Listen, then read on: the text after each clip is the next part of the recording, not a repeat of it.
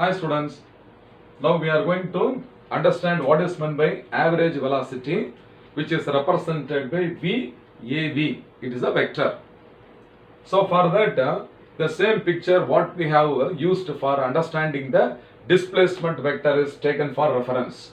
So this is an XY plane in which a particle is moving from a position A to a position B. So the position vector of the particle at A is denoted as R1. So this is at a time interval T1. Then the position vector of the particle at B is denoted by R2 vector, that is at some other instant of time T2. So what is the time during which the position of the particle has changed from A to B? That is T2 minus T1. That is denoted as delta T. That is equal to T2 minus T1. Okay, now the average velocity, the average velocity is defined as the ratio of, it is defined as the ratio of the total displacement by the time taken. The total displacement divided by the total time taken. In this, the average velocity is denoted by the symbol V average, VAV. So this is equal to the displacement is R2 vector minus R1 vector divided by the time interval is T2 minus T1.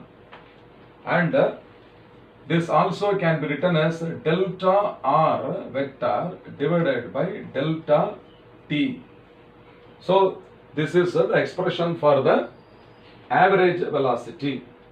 Okay, now I can also express this average velocity in terms of the x and the y components. That is called the component form. So this average velocity in component form, this VAV vector is also equal to delta x by delta t into I cap plus delta y by delta t into j cap. This is the component form of expressing the average velocity. Now this delta x by delta t can also be called as what? The rate of change of displacement along the x-axis. So instead of delta x by delta t, I can use the symbol Vx. See here, delta x by delta t can be replaced by Vx, and delta y by delta t can be replaced by Vy.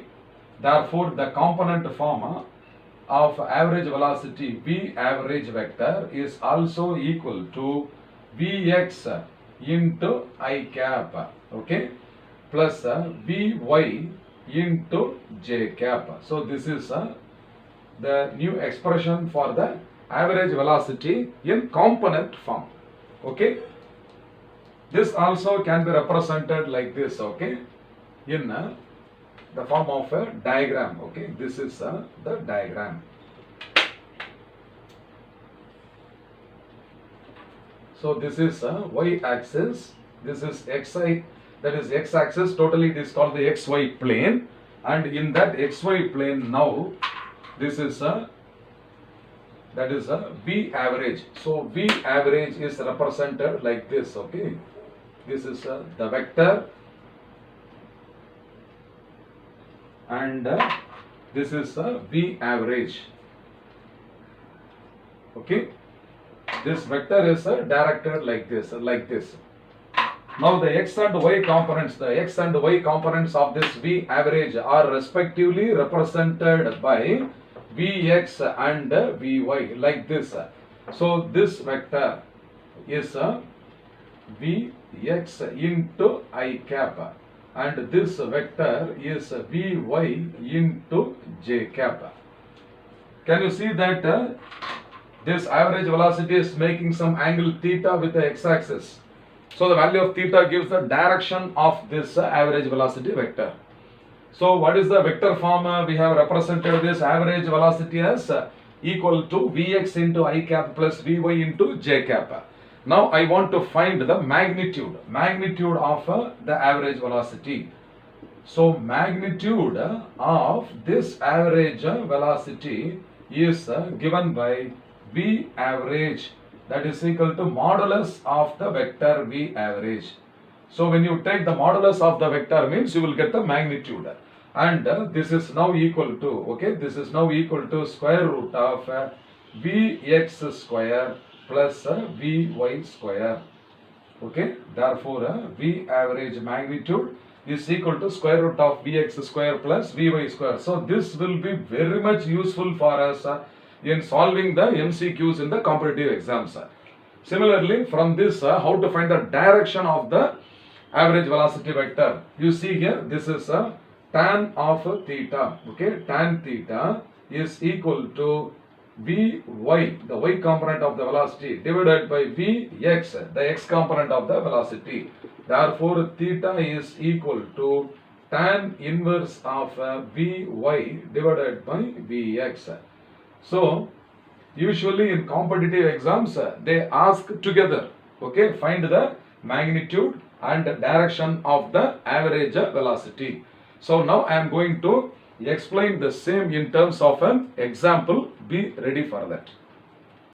Now, this is an example from which we can easily understand how to determine the magnitude and the direction of the average velocity. A particle moves in xy plane from initial position 1 meter, 2 meter, the xy coordinates, to 3 meter, 4 meter in 2 seconds. Find the magnitude and the direction of average velocity. So the coordinates x1, y1 is given and x2, y2 also is given. So we will first write the initial position vector. So the initial position vector r1 vector, okay, r1 vector is equal to 1, 2. So this is 1 into I cap plus 2 into j cap. Then R2 vector is the final position vector.